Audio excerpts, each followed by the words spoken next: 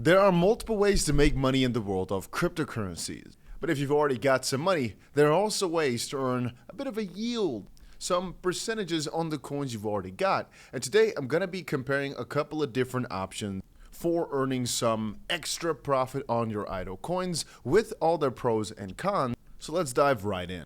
Option number one is for exchange-based yields. This basically means that you just keep the money on the exchange you're already using anyway. Here's, for example, a little overview of Binance that showcases a few pretty juicy options, with USDC, for example, at 10.5% a year, USDT at 6.7% a year, and usually these are capped, meaning you cannot put as much money in these as you want. Here you can see, for example, on Bybit, they also offer 2.3% on Bitcoin as a yield, but it's actually capped for a pretty low amount. The rest is about 0.3%. And again, some coins you could stake on here for probably a very, very good return. But really, for this, every exchange will have different numbers. For example, on Blowfin, and I'm just showcasing 3 exchanges that I usually use because this is all in Sector 1. Whichever one you use, it just depends, If I had most of my money on Bybit, for example, I'd probably use Bybit as an option just because it's easy.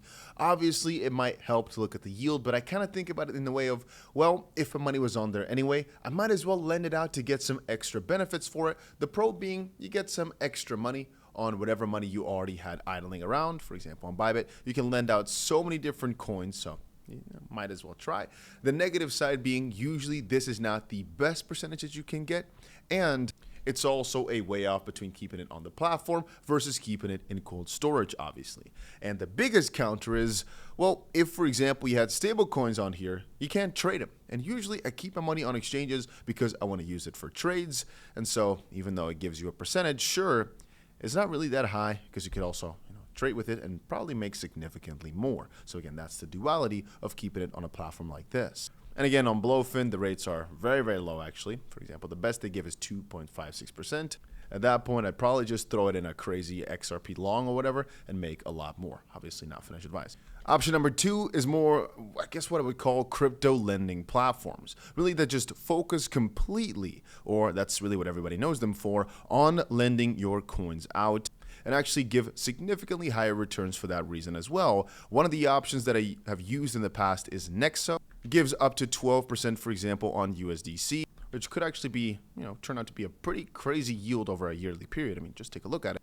And is trusted by some pretty big players. Another one I'm using right now as well is Coindepo. We've got a little deposit bonus going on, I see right now on the bottom left. But basically, these guys, this is my account by the way, have upwards of 24% a year on stablecoins and up to 18% on some different cryptos. So perhaps this is one of the highest rates in the game right now, with the negative side being it's less known. And obviously, the more known a platform gets, usually the lower the rates also go. Because even Binance, just to kind of put it into perspective, had some pretty crazy percentages on some of these before, but it's mostly to lure people in, get them to sign up, get them to get into these platforms or whatever. And after you've got a lot of people in, you lower the rates piece by piece. So very often it's very nice to be early with some of these platforms, but the counter is that not a lot of people know it, which might feel unsafe. So what are the pros and cons to, these lending platforms basically, like Nexo or one of them using right now, like Coindepo? Well, the usual negative sides still apply, which is you got to keep your money locked up. But again, as a baseline, we were looking for a way to look our money up, right? If you're not interested in getting any yield, you just want to keep your coins in cold storage,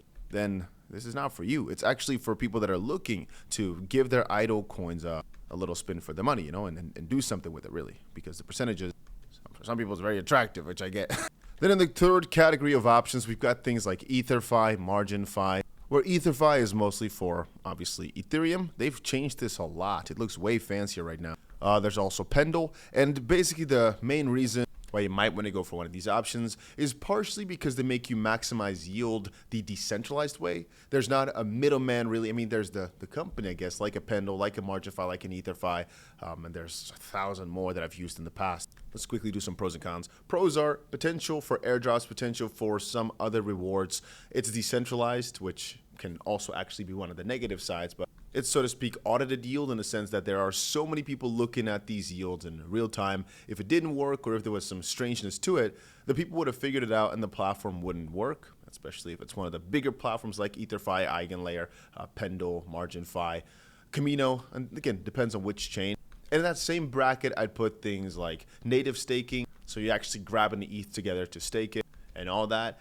But then again, at that point, we're coming to a pretty difficult situation where would I consider running nodes also a very passive thing to just use some idle cash for? I wouldn't say that. So in this little comparison, I only kept things which are kind of like turn your brain off, just press 2 or 3 buttons, maybe send some coins over there and everything is automatic, not platforms or these more difficult steps of staking or running nodes, I guess. It's a bit too difficult.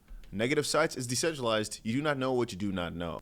The negative thing is, usually the options are quite limited. Again, they only offer a certain set of options for what you can bear yield on, which sometimes is not that much. And with this, you're a lot more prone to. There's a lot more risk for breaches of sorts or exploits of this sort. And like I earlier said, you do not know what you do not know. But definitely with these decentralized platforms, that's a way bigger problem than with one of the centralized options. So again, to get back to it, a platform like Binance, Bybit, Bluefin, these are just some exchanges I personally use.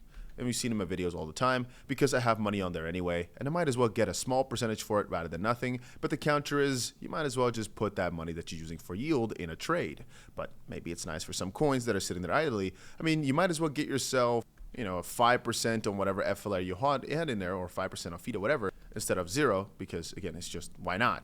Nexo, or maybe a platform like Coindepo, if you're looking for significantly higher yields. But again, that's basically what the whole platform is for. That's its main purpose. You can probably use it for exchanging stuff as well, but that's not what it's known for. It's, again, yield platform, so that's their thing. Or the decentralized way, where there's a little bit more options for airdrops, but the barrier to entry is slightly higher. Yield could be crazy, by the way. I mean, it's not as if this is not very profitable, but there are more you might mess it up type of risks associated, because 1 or 2 wrong clicks and potentially all your money is gone. I will say, though, that the market has been so crazy the past few days. And it makes me think of how we're going to look at all this a few months or a few years in the future. But damn, I'm just in awe looking at these coins every single day. Ho ho! Hope you guys are having a fun time, though. That was it for my little comparison video. Obviously, nothing said here is financial advice. Every single lending out that you're doing carries some risks associated with it as well. And just because I'm doing it and it's working doesn't mean you should copy it. Do your own due diligence, do your own research, check it out for yourself. Yeah, that's about it.